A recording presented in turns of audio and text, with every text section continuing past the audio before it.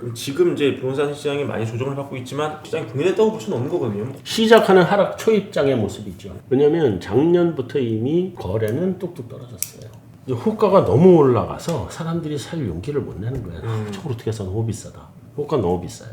이게 부동산 상투의 모습이에요. 전형적이에요. 주식으로 치면 매수 호가와 매도 호가의 공백이 너무 큰 거예요. 그 공백이 안 생기는 걸 못 보죠. 우리는 왜 못 보냐? 그건 다 마켓 메이커들이 들어와서 그 호가 공백을 다 채워주거든요. 그렇죠. 그 사람들의 역할이 공매도도 하고 하는 게 그 사람들은 할 수 있게 해주는 거잖아요. 그래서 우리는 못 보지만 실제로는 호가 공백이 있단 말이에요. 우리 코인 시장에 보면 호가 공백이 있잖아요. 코인 시장에 보면 마켓 메이킹을 안 하니까 호가 공백 뚝뚝뚝뚝 떨어져 있거든요. 사자 팔자가 막 차이 나고. 그게 많이 벌어져 있는 상태가 작년이었다. 재작년 말부터 한 올해 작년까지는 팔라고 해도 치솟은 호가를 매수가 못 쫓아가기 때문에 거래가 안 일어나는 상태가 나타나기 시작했고 그거는 가장 전형적인 부동산 상승장의 끝 모습이에요. 가격은 오르는데 거래가 뚝 떨어져. 그럼 현재는 뭐냐면요. 가격은 떨어지는데 거래가 없어. 이게 매수 실종이에요. 아예. 사고 싶은 사람이 없는 거예요. 팔으려고 내놔도 안 팔려.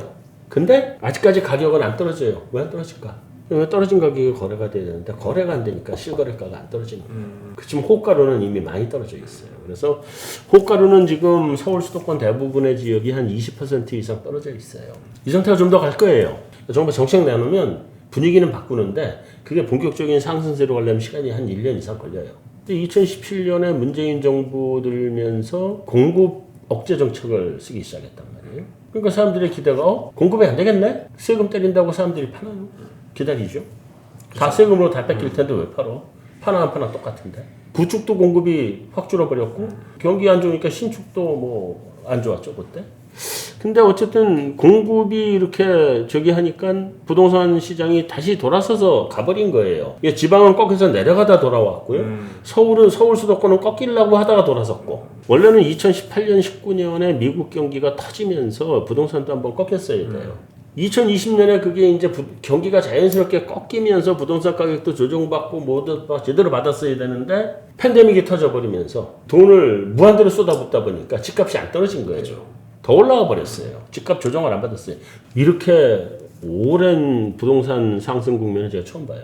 2013년 저점 대비 한 100% 정도 올라가면 부동산 경기 끝물이거든요. 근데 이제 200%가 넘게 올라왔어요. 저를 포함해서 부동산에 관해서 얘기 나와서 하는 거 있잖아요. 전부 다 믿지 마시고 제 말도 마찬가지예요. 믿지 마시고 참고만 하세요. 알겠습니다. 누가 와서 얘기하는 거든 저 시청자분들 보고 확실하게 말씀드리는 겁니다. 무조건 참고만 하세요. 이건 아무도 못 맞춰요 지금은.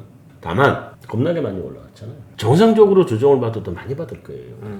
근데 아까 말씀드렸던 붕괴 시나리오가 온다. 그건 상상하기가 힘들 정도죠. 그래서 보통은 한번 그 우리 경험적인 룰로 보면은요. 실거래가 기준으로 한번 꺾이면은요.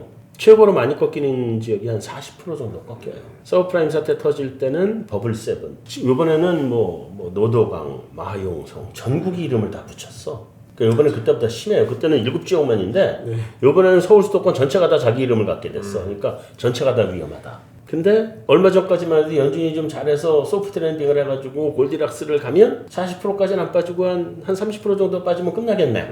근데 연준이 그거 해줄 게 이제 기대가 없어졌어요, 내가. 그러니까 40%보다 좀 더 빠지겠네. 그러면 50% 정도까지도 하락을 좀 염두에 둬야 되는 거 아니냐. 그 다음에 만약에 우리 카드 대란 터질 때처럼 또는 미국에서 서프라임 사태 터질 때처럼 우리가 터진다? 반토막보다 더 빠지는 거 아닌가는 걱정도 든다. 왜냐하면 너무 길었기 때문에 상승 기간이 오르기도 많이 올랐고 너무 길었어요. 이번에 빠지면 더 빠질 수도 있지 않을까 하는 우려. 그렇게 빠지면 참 여러 뭐 가지고 계신 분들은 다 고통을 받을 거고 그다음에 안 가지고 계시고 돈을 가지고 계신 분들은 기회가 될 거고 이러긴 할 텐데 그럴 것 같다. 하는 게 이제 하나. 그다음에 언제냐? 원래는 내년에 골디락스를 가면은 내년 하반기쯤이면 살 기회 아닐까 생각을 했죠. 근데 나의 기대를 연준이 무참하게 짓밟아 주시고, 어라? 이분이 5%를 간다네? 그러면 경기 다 죽겠네? 그럼 내년 하반기 연말이나 하반기나 가면 금리 인하를 안 할 수 없겠네? 금리 인하를 시작한다는 건 경기가 그때 정말 심각한 침체라는 얘기네. 경기 침체의 1년에서 2년 정도 부동산 시장 후행이에요. 아, 또 후행하는군요. 경기 바닥의 후행이에요. 바닥에 후행하는군요. 예. 그러니까 2011년 유럽 재정 위기 터질 때가 심각하게 죽었잖아요. 13년 바닥 나오잖아요. 그다음에 경매 여러분들 보시면 경매 시장 좋아지는 거는요 경기 바닥에 2년 후행입니다. 왜 그런지 아세요? 경기가 나쁠 때 압류 들어간 부동산이 법원으로 갑니다. 그때부터 경매법정에서 계속 권리관계 확인하고 뭐하고 계속 소송을 다 끝나가지고 경매로 나오려면 한 2년 걸려요. 네. 그래서 제가 당초에 보기는 뭐 내년 말 내후년 초 정도 바닥 아닐까라고 생각을 했는데 조금 더 길어질 것 같아요. 바닥이. 그보다 한 1년 반에서 2년 뒤 정도. 그보다 뭐 모르겠어요. 이번에 언제 나올지 모르겠어요. 솔직히. 시점을 이렇게 가격이나 어떤 시기로 특정하기가 어려우면 우리 그 소장님께서 책에 적으신 대로 모든 규제가 다 풀릴 때 이런 신호로 보면 더 좋지 않을까요? 그 균은 그대로 유지하시면 그것도 봐야죠. 그러니까 정부가 어떻게 할 거냐를 봐야 되는데 최소한 2024년 이후로 가야 될 것 같다는 생각이 좀 들기는 해요. 내년까지는 바닥은 보긴 힘들다. 내후년도 바닥일지 아닐지 모르겠다. 이번에는 생각보다 좀 많이 빠질 것 같다. 근데 어쩌면 지난번은 5년 하락이었잖아요. 서브프라임 사태 때. 이번에는 짧고 굵게 끝날지도 모르겠다. 뚝 떨어지고 이렇게 천천히 나이키처럼 이렇게 가는. 안전하게 뭐 부채 없이 갖고 계시거나 사는 분들은 그냥 나 사는 집 소비자니까 관계 없는데 이제 부채 문제나 이런 것들이 아슬하신 분들 이게 이제 말씀을 드려보면 이 영끌로 산 분들은 있잖아요. 오히려 이런 거 버티는 게 잘 버텨요. 집값이 떨어져서 이게 잘못하면 부부싸움을 하는데 절대 제발 부부싸움 하지 마시고 그렇지만 영끌을 한 젊은 사람들은요 대체로 소득이 있잖아요. 그죠. 둘이 합심해서 소비 좀 줄이고 빚값 하나 가고 이러면 괜찮아요. 뭐 나중에 그 집값만큼 안 되겠어요 설마. 그런 거 보지 마시고는 살면 되는데 어떤 분이 힘드냐면은요 집 장만 때문에 빚을 낸 사람보다 자기 자영업을 하시는 분이 자영업 사업 자금 때문에 집을 담보로 대출 받은 분들이 제일 항상 많이 터져요. 왜냐면 자영업이잖아요. 경기 나쁘면 제일 직격탄이에요. 그렇죠. 소득은 없어지거나 아니면 적잖아요. 금리 올라가니까 이자는 올라가요. 그럼 어떻게 해요? 이중이잖아요. 그렇죠. 여기서 가지고 여기서 가지고. 양쪽에서 까지잖아요. 그거를 빚내서 계속 버티거든요. 근데 여기저기 빌릴 수 있는데 친지한테 빌리고 뭐 다 빌리고 아는 친구한테 빌리고 누구 다 빌린단 말이에요. 근데 빌리는 게 한계가 있잖아요. 그거 떨어지면 그때 나가 떨어지는 거거든요. 그래서 요즘 계속 드리는 말씀은 그거예요. 빨리 부채 구조를 좀 바꿔라. 최대한 빚을 갚을 수 있는 것만큼 갚고 몸을 가볍게 해라. 그래 요번 이 기간 이 터널 지나도 이게 오래 걸릴 거예요. 이 터널 지난다. 첫 번째. 두 번째는 정부가 빨리 뛰어들어가서 이 사람들 그 이자 부담을 줄여줘야 된다.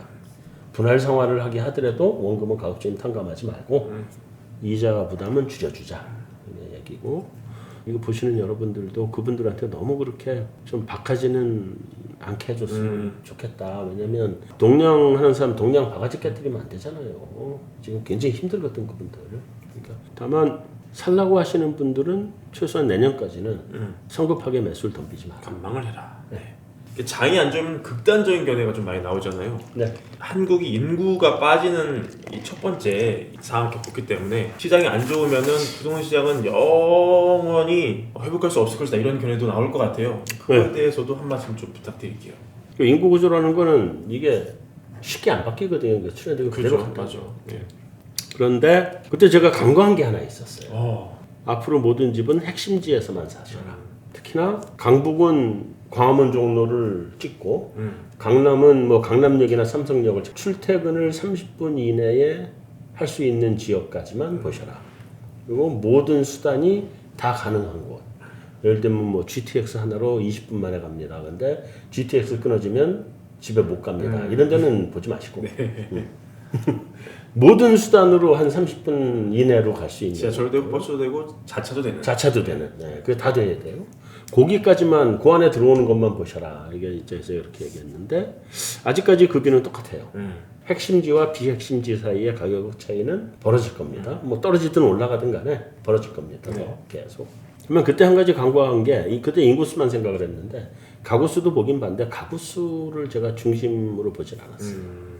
근데 그때도 가구수까지 감안한 분석들이 좀 있긴 있었는데 어떤 거냐면 이제 사람이 1인당 쓰는 주택의 평수가 늘어날 거다.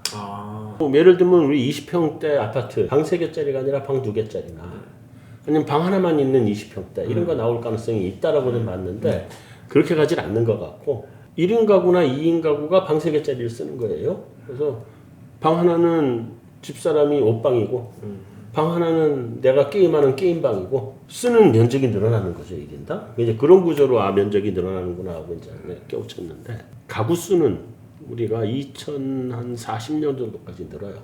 통계청에서 인구조사 추계를 해요. 인구 가구 추계를 해요. 그것도 다 맞지는 않지만 그래도 그거를 보고 봐야 될 거 아니에요. 방법 없잖아요. 트렌드는 맞으니까. 그럼 그때 가구 수가 는다는 건 집수가 늘어나야 된다는 얘기잖아요. 전세로 살든 내 집에 살든 월세로 살든 집의 숫자는 그때까지 늘어나야 된다. 그리고 그 멸실이 한 1년에 한 5%씩 나오거든요. 낡으니까 때려부시고 새로 지어야 될 거 아니에요. 그러니까 뭐 그 구조가 또 생기기 때문에 한 2050년 정도까지는 주택에 대한 수요는 계속 있을 거다. 그리고 어쩌면 그보다 좀 더 길게 갈 수도 있다. 왜냐면 인구가 급속도로 줄고 하는 건 지방인데 인구 가구 추계에는 뭐 아파트만 있는 게 아니라 시골에 외딴 데 있는 농가주택도 다 포함이거든요. 이미 다 폐가 된 것들이란 말이에요. 걔들 쓰지도 않는 거. 그러니까 그것까지 빼면 가구의 주택에 대한 수요는 좀 더 길게 갈 수도 있다. 근데 또 지금 출산율 떨어지는 거를 보면 좀 더 빨라질 수도 있겠다. 그러니까 평균적으로 놓고 보면 한 2050년 정도까지는 주택에 대한 수요는 계속 있을 것 같고요. 그 다음에 그럼 이제 그 이후는 어떻게 되냐, 그 이전은 어떻게 되느냐인데 그 지금 2050년까지 주택의 수요가 있다고 해도 뭐 대형도 있고 중형도 있고 소형도 지금 지어놓은 게 그때까지 갈 테니까 정말 대형, 중형, 소형 이거 별 관계 없는 게 자기 필요한 만큼 들어가서 살지 않겠어요. 예를 들면 저 같아도 좀 미국에서 하도 오랫동안 혼자 살아봤기 때문에 방은 수가 적어도 이게 널찍한 데가 좋거든요. 걔들은 넓게 사니까. 그래서 전 이게 좁은 데 가면 이게 굉장히 갑갑해져요. 폐쇄공포증은 아니어도 굉장히 갑갑한 느낌이 들어요. 근데 그래서 뭐 한 20평짜리라도 방이 뭐 하나, 둘 있는 널찍한 20평? 그런 거에 나 혼자 살면 참 좋겠다 이런 생각을 하거든요. 살 수 있는지 없는지 모르겠지만 앞으로 점점 그렇게 바뀌어갈 거란 말이에요. 그래서 1가구 1주택이란 말이에요, 요즘은. 근데 1가구 2주택도 있단 말이에요. 나 별장도 갖고 싶고 이게 늘어난단 말이에요, 그런 게. 그래서 필요에 의해서 직장하고 사는 데가 다르기 때문에 거기다 또 하나 만드는 경우도 있고. 그러니까 점점 그런 수요들이 이제 생기고 그러면서 계속 가긴 가는데 어쨌든 인구 구조 때문에 앞으로 안 좋아질 건 틀림없는 사실인데 이게 이제 언제부터냐잖아요. 앞으로 한 20-30년은 뭐 그래도 괜찮지 않겠나는 생각을 하고요. 그 이후부터는 좀 어려울 수도 있겠다. 그리고 뭐 어려워진다고 하더라도 뭐 어려워지면 전국이 다 무차별적으로 어려워지긴 할 텐데 그러니까 아까 말씀드린 대로 핵심지 그다음에 지방보다는 수도권 이런 쪽은 상대적으로 좀 좋고 나머지는 좀 힘들다. 그리고 이제 난 이후에 아주 먼 미래에 저는 그때는 살아있지도 않겠지만 정말 우리 부동산 가격이 디플레이션 구조로 들어간다. 디플레이션 구조로 들어간다고 별로 걱정하지 마세요. 지금 내가 10억 주고 샀는데 떨어져서 한 7억까지 빠지면 어떡하냐 이런 걱정들 하시는데 사서 사세요. 그리고 집값이 7억으로 떨어지잖아요. 다른 물가도 다 떨어져요. 주축이 시대군요. 다른 물가도 다 같이 디플레이션 구조로 들어가기 때문에 상대적인 주택의 가치는 그대로 유지가 돼요. 주택이라는 게 뭐 내 재산 가치로 놓고 보면 비상시에 내 집 팔고 나라에서 제공해준 월세 들어가고 이 돈 가지고 사서 내 잘 쓸 수 있어야 되는 거잖아요. 근데 이 돈이 10억 가지고 쓰는 것보다 7억 가지고 쓰는 게 못할 것 같지만 집값이 이렇게 빠진 디플레이션 오가 물가도 같이 떨어지기 때문에 상대적인 가치는 그대로 유지가 되거든요. 그러니까 너무 걱정하지 마시고 그냥 사세요. 이게 한 채 가지고 있는 건 아무 문제 없어요. 두 채, 세 채 가서 이게 투자의 개념으로 산 건 문제가 있는데 사는 거의 개념으로는 아무 문제가 없으니 그렇게 해서 사시면 내가 집값 내 집값 7억으로 빠지면요 내가 이사 가려고 그러면 그 집값도 떨어져 있어요. 환율이 이게 또 1,400원 넘는 환율 이례적이지 않습니까? 근데 환율은요 네. 전 그 굳이 설명을 드릴 필요가 없어서 말씀 안 드렸는데 환율은요 지금 우리가 외환위기 문제가 있어서 올라온 거면 심각하죠. 그게 아닌 거죠. 근데 달러강으로 올라온 거거든요. 그러니까 전 세계 다른 나라 환율 다 똑같잖아요. 이 환율이 올라간 데서 우리가 외환위기가 온다 이게 걱정하실 필요는 없고 다만 한 가지 환율이 계속 올라가잖아요. 이제 수입 물가 때문에 우리가 굉장히 힘들다. 그렇죠.